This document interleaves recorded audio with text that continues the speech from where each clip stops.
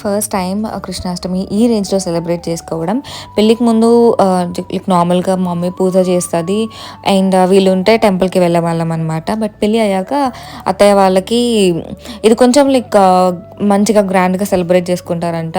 బొమ్మల కొలువు అవి ఇవి అన్నీ పెట్టి. సో, మంచిగా డెకరేట్ చేశారు. ఫుల్ ఫ్లవర్స్‌తో, లైట్స్‌తో చాలా చాలా కృష్ణుడి బొమ్మలు పెట్టి కూడా మంచిగా డెకరేట్ చేశారనమాట. అండ్ మా హస్బెండ్ వచ్చేసి కృష్ణుడి బొమ్మలకి బొట్లు పెడుతున్నారనమాట.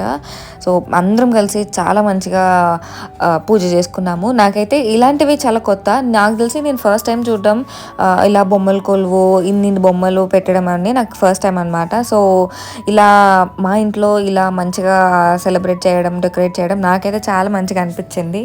మమ్మీ, డ్యాడీ కూడా వచ్చారనమాట పూజకి.